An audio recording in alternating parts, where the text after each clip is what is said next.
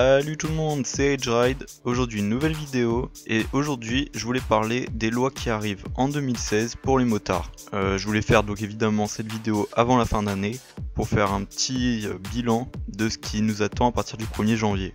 Donc la première à savoir c'est le gilet jaune. Donc c'est à partir du 1er janvier, il faudra tout le temps en avoir un au cas où pour les arrêts d'urgence comme pour les voitures. Sauf que là va falloir trouver un moyen de le stocker tout le temps sur la moto ou l'avoir sur soi. Moi j'ai pas forcément de sac quand je me balade, mais bon va falloir. Donc si vous en avez pas, vous risquez 11 €. Bon ça va, mais bon c'est toujours pareil, vaut mieux pas se faire arrêter. Ils pourront bien vous mettre des amendes autrement. Ouais, donc ça d'ailleurs je reprécise bien, le gilet jaune c'est uniquement l'avoir au cas où, mais pas tout le temps, enfin c'est pas encore une loi qui demande de porter le gilet jaune en conduisant.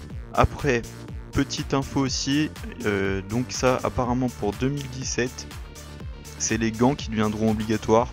Normalement vous en portez déjà je pense, mais c'est quand même à savoir, c'est à partir du 1er janvier 2017. Après, je vais faire des petits rappels sur les lois de 2015. Donc maintenant, chaque moto doit avoir une plaque d'immatriculation de même taille, sauf si elles ont été immatriculées depuis 2009. Donc en gros c'est les nouvelles plaques là, je vous mettrai une image. Mais sinon, normalement, vous êtes censé avoir déjà changé votre plaque depuis le 30 juin 2015. Et là vous risquez 135 € si vous n'avez pas encore changé de plaque. Donc faites-le au cas où. Mais normalement c'est déjà fait.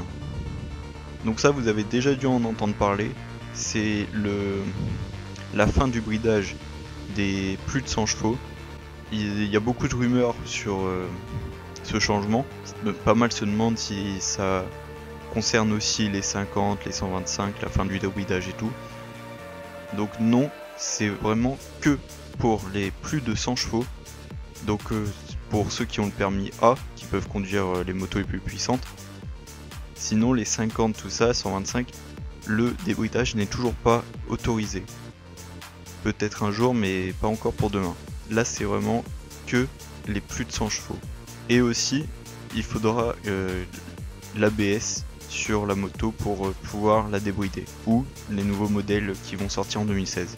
Donc voilà, je voulais vraiment dire que c'est pas pour les 50-125, c'est que pour les grosses motos. D'ailleurs ça c'est pareil, la fin du débridage des 100 chevaux, on n'en parle pas partout, ils le crient pas sur tous les toits que ça va entrer en action. Apparemment c'est plutôt grâce à l'Europe qui a eu cette loi. L'état français n'était pas vraiment très chaud pour la mettre en action, mais ils n'ont pas vraiment eu le choix, parce que dans tous les autres pays, c'est déjà depuis longtemps comme ça. Et attention aussi, apparemment ils commencent depuis un petit moment déjà à essayer de mettre en place donc le contrôle technique sur les motos. Autant dire que si c'est un jour mis en place, ça va être violent. Faudra rebrider toutes les 50 avant de passer le contrôle technique. Ça va être assez chiant. Bon, moi je pencherai plus en 50 d'ici là parce que ils n'arrivent pas à le mettre en action. Il y a pas mal de défenseurs contre le contrôle technique, donc ils n'ont pas réussi à le mettre en place encore. Mais apparemment d'ici quelques années, ils voudraient au moins mettre un contrôle technique sur la vente des motos d'occasion. C'est-à-dire, pour vendre votre moto, faudra lui faire passer un contrôle technique. Et ça va déjà être bien chiant. Donc voilà, c'est les plus grosses lois qui vont arriver pour 2016. Un petit rappel aussi de celle de 2015. Normalement on n'a plus le droit de porter des kits mains libres en moto aussi. Avec aussi une amende de 135 €.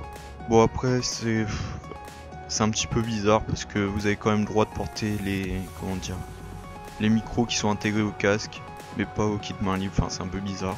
Mais voilà, donc je pense que j'ai quand même fait un bon point sur ce qui va se passer l'année prochaine. Donc là c'est bientôt les fêtes de Noël, je vous souhaite de bonnes fêtes, on se rejoint la semaine prochaine pour les dernières vidéos de l'année. Je vous dis à bientôt, c'était EdgeRide, bye.